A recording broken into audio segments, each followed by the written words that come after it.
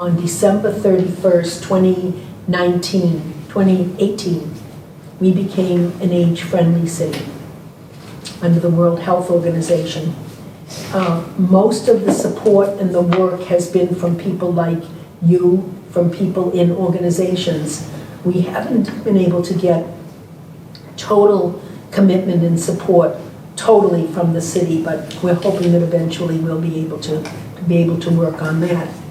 So what has happened is, as the population continues to grow, and it was seen that we have to have cities that people can live in throughout their lives, that there'll be services and programs and opportunities for people of all ages, thus became the age-friendly city.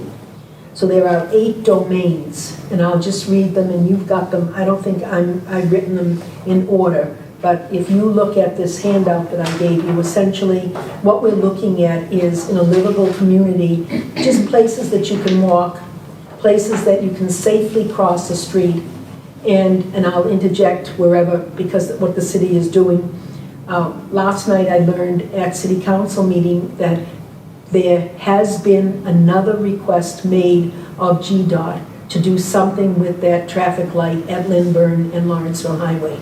And they've really got to do something there, because that is going to be where the Kroger gas station is going to be housed, and it's already horrible going in and out of that shopping center. Oh, that's where they built on that gas station over there? Oh, sorry, did you say Lindbergh? Lynburn, you know where Starbucks is? Lindbergh. Oh, Lynburn, right there by Lawrenceville Highway. Oh. Yeah, and that traffic light is horrible, and there's no left turn traffic light. So we have been asking before we became a city if they would do something about it, but what we're told is that that's a GDOT project, and it's federal funding, it's not local, so we can't do anything about it. And also, the other traffic spot that is a big concern to a lot of people in Tucker is that area over by Red Lobster and Michael's and the Briarcliff shopping area.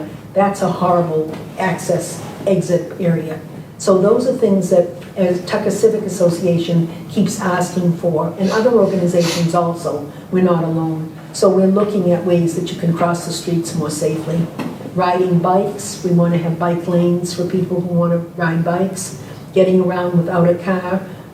We have this dream, not unrealistic anymore, but a possibility of having a trolley in Tucker that can have routes a couple of times a week within the community to take people from areas to get them to service areas and social areas. We're looking at living safely and comfortably, and that comes under our housing, and we're looking at a number of alternatives. Not we alone, all of us in Tucker. I'm hoping this is something that everybody's interested in. An opportunity to work or volunteer. We have a huge volunteer force in Tucker. We have a lot of part-time opportunities for people to work if they want to at any age. We have excellent parks and green spaces. We have a wonderful rec center for enjoying public places and socializing. The parks are beautiful for outdoors. I don't know how many of you have been over to the nature preserve over across from Walmart, but that is really beautiful. And it's just a pleasant place to just go and sit. Be entertained. Well, we have the Main Street Theater right now, and that's a good source of entertainment, and many organizations have their own social activities. Shopping, we don't excel in shopping, but we should have a nice Publix. I'm not sure that a lot of people are going to be happy that their Publix is being moved, but we are going to have a different Publix that's supposed to be 47. Do you remember, Linda, last meeting? No, not last night, but 2 weeks ago. Remember, it was 47,000. It was a huge place that they are looking at for the Publix. And then they're going to have a breakfast place, brunch place, another restaurant, a couple of restaurants, a bank, and we haven't heard what other tenants they're going to have there. Buying healthy food, we do have places you can buy healthy food. We have Sprouts, we have Sherry's, but unfortunately, we always have to bring in the reality of it. For a lot of people, they can't afford some of the foods that are offered in some of these places. So we have to find ways that people who cannot afford them can take advantage of and be given the opportunity to get them.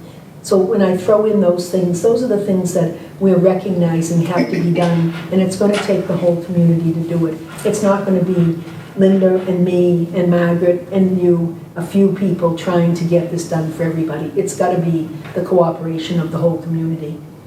Services that we need, I think if we give it another year, Emery will take over every single health Yes. service in the area. But I do in support of that, we do have now an urgent care place and several primary care places now. So that we're growing, and make the town a neighborhood, a lifelong home. And Arm is doing things like that in other organizations. They cannot be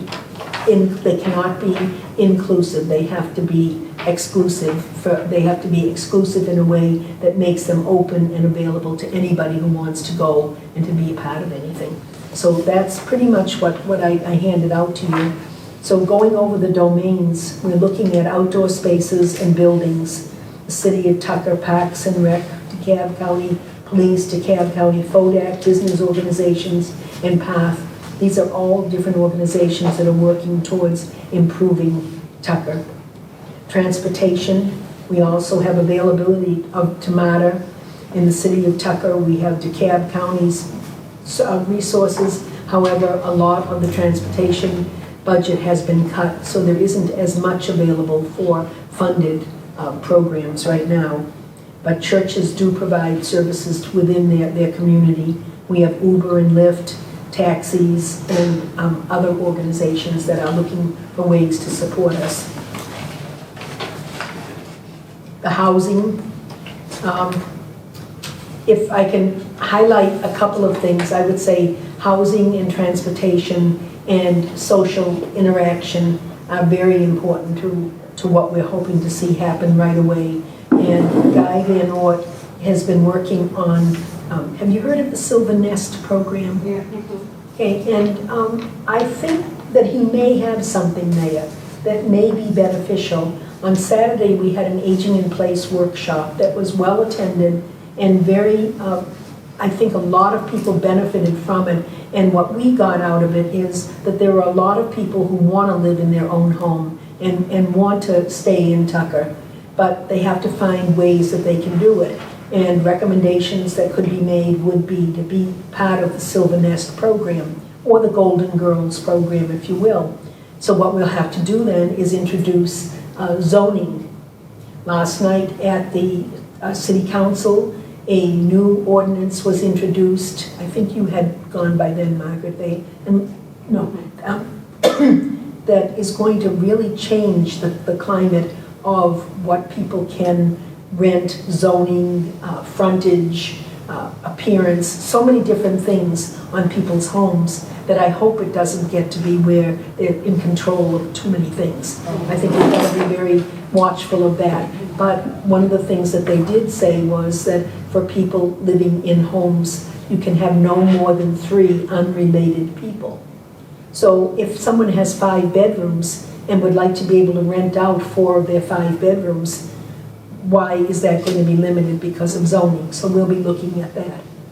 You know, and when I say we, it's going to be all of us. It's not just a couple of people who are doing this. If we want to make things better and recognizing that a lot of people cannot afford to live in their own homes, the librarian, the person who's responsible for at the Kofor Library for the adult section is a young woman, perhaps in her early 40s, who is unable to live in Tucker because of the cost of housing. And that's a shame when people can't live where they work if they want to because they can't afford to buy the homes here. So we're looking at, Art Wood was asked, and I believe he's a mortgage person. I don't know him well.